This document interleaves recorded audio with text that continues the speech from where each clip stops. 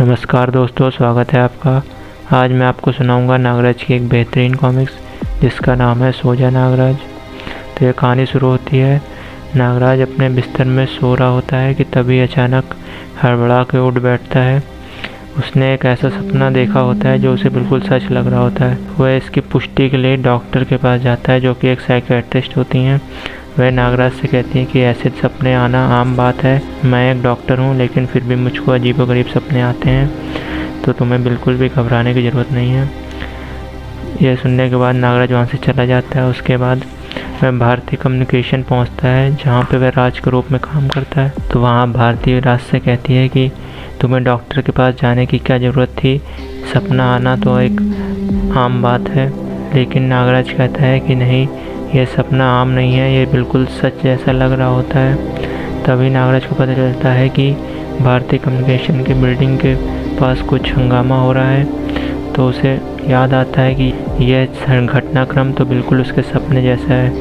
उसके सपने में भी ऐसा ही कुछ हो रहा होता है। तो जब वो नीचे देखता है तो उसे पता चलता है कि यह हूबहू उसके सपने जैसा है, उसका सपना सच हो रहा है। एक नाव सर्प में विसर्पी बैठी रहती है। तभी वह नाव सर्प अपना रूप बदल लेती है और विसर्पी को मारने के लिए आती है। लेकिन तभी नागराज विसर्पी को बचाने के लिए उसे छत पे ले जाता है, लेकिन छत का दरवाज़ा अपने आप गायब हो जाता है और नागराज और ध्रुव नाव सर्प के पेट में समा जाते हैं, जहाँ पे विसर्पी उसके पेट के पाचन रसायनों से गल जाती है और नागराज भी गलने ही वाला होता है। लेकिन वह उसके भोजन नली के बगल में श्वास नली को दबा के सांप को मार डालता है। उसके बाद वहाँ से बाहर निकल आता है। लेकिन नाव सर्प के भीतर उसे एक जंगली टाइप का व्यक्ति दिखाई देता है जो उससे कहता है यह तुम्हारे द्वारा पैदा किया गया प्राणी है।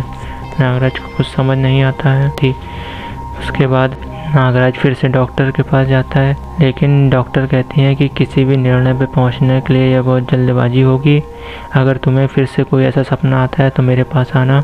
यहाँ पे नागराज फिर से सोता है और उसे एक और अजीबोगरीब सपना दिखता है कि महानगर में बाढ़ आ गई है। और जब वह इसका कारण जानने के लिए पानी के स्रोत की तरफ बढ़ता है तो उसे पता चलता है कि महानगर का एक डैम टूट गया है। महानगर का डैम छेद हो गया और उससे एक विशालकाय मछली निकल के आ रही है जिसको बैट फिश नाम देता है नागराज। तभी नागराज अचानक उठ के बैठ जाता है और उसे पता चलता है कि यह सब एक सपना था।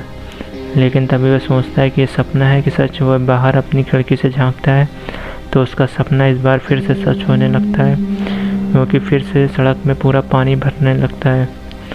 फिर नागराज बिल्कुल सपने जैसा अपना इसके स्रोत की तरफ बढ़ता है तो उसे दिखता है कि डैम में एक छेद हो चुका होता है और वह टूटने ही वाला होता है। तो वह बैट फिश को रोकने की कोशिश करता है, लेकिन वह रोक नहीं पाता और फिर डैम टूट जाता है।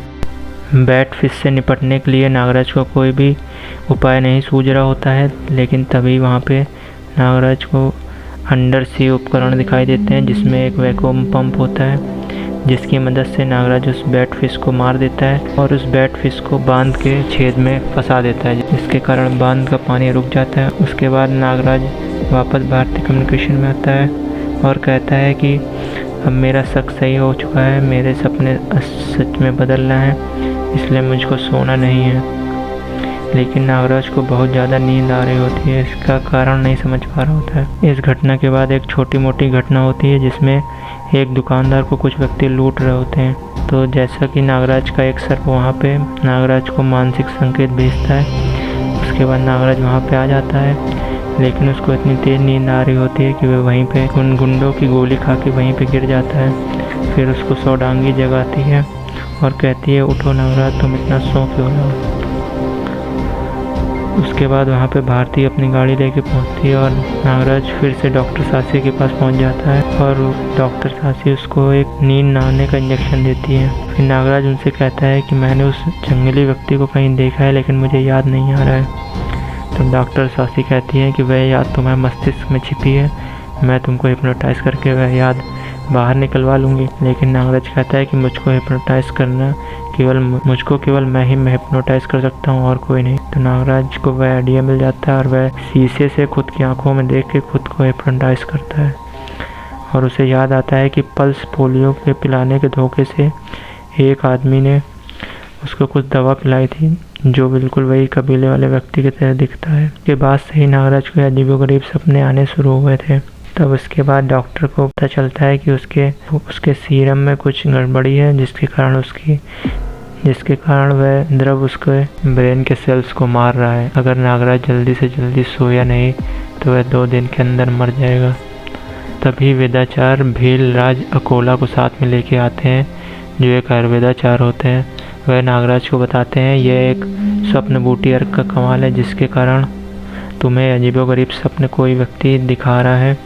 इसकी काट यही है कि तुम सपनों में उस व्यक्ति को मार दो तो यह सपने दिखना बंद हो जाएंगे और व्यक्ति कोमा में चला जाएगा।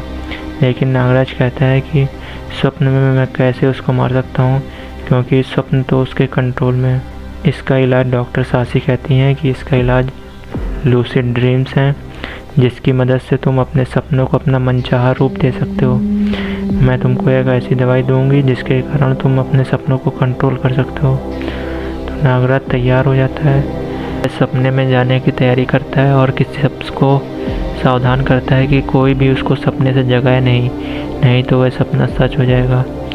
और फिर यह दृश्य वह अजनबी लोग भी देख लेते हैं और उन्हें पता चल जाता है कि कुछ गड़बड़ है, तो वह अपनी चाल बदल देते हैं। अब इधर नागराज जैसे ही इस स्वप्न की लड़ाई के लिए सोता है, कुछ ही पलों बाद वह भारती द्वारा जगा दिया जाता है।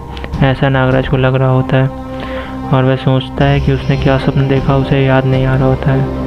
तभी वह देखता है कि उसके आसपास वेदाचार भारती सब वैम्पायर में बदल गए हैं, जिसको बनाया गया वैम्पायर प्लांट काटकर द्वारा। उसका नाम काटकर रहता है। वह कहता है कि मैं तुम्हारे सपने का ही प्राणी हूँ, लेकिन नागराज को यह याद नहीं आ रहा होता है। तो वह नागराज वहाँ पे इन सब लोगों को, भारती जो वैम्पायर बन चुकी होती हैं, उन सबको बेहोश कर देता है और काटकर के पीछे जाता है। वह उसको कड़ी टक्कर देता है और उसके बाद वो कैद में कर लेता है, ताकि वह डर के मारे अपने मालिक के पास भागे। और वह करता भी ऐसा ही है। वैम्पायर प्लांट भागकर अपने मालिक के पास जाता है। तब नागराज को पता चलता है कि उसको स्वप्न बूटी पिलाने वाला और कोई नहीं, अफ्रीका के जंगलों का एक उसका पुराना दुश्मन जुलू है। वह कहता है नागराज हम लोग की मुलाकात होनी ही थी, तो वह दिन आ गया है। और वह एक अर्क पी लेता है जो गिरगिट की शक्तियाँ उसको दे देता है, और वह अपने वातावरण में कहीं भी घुल मिल जाता है। वह नागराज को नहीं दिखाई देता और नागराज पे हमला करता है। नागराज की आंखों पे हमला कर देता है तलवार से, जिसके कारण नागराज कुछ देख नहीं सकता। फिर नागराज अपनी शक्तियों को याद करता है कि इन सर्पों में एक इंफ्रारेड विज़न होता है, जिसके कारण सर्प कोई भी व्यक्ति को उसकी ऊष्मा से पहचान सकते हैं। और नागराज ध्यान केंद्रित करके अपने उस केंद्र को जगा लेता है। उसके बाद वह जुलू को देख सकता है और अपनी विष फुंकार से जुलू को बेहोश कर देता है।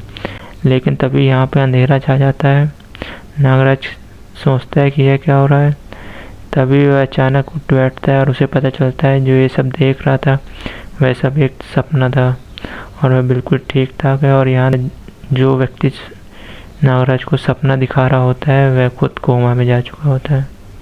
तो यह कहानी ख़त्म हुई। अगर आपको वीडियो पसंद आई हो तो लाइक करें, शेयर करें, सब्सक्राइब करें।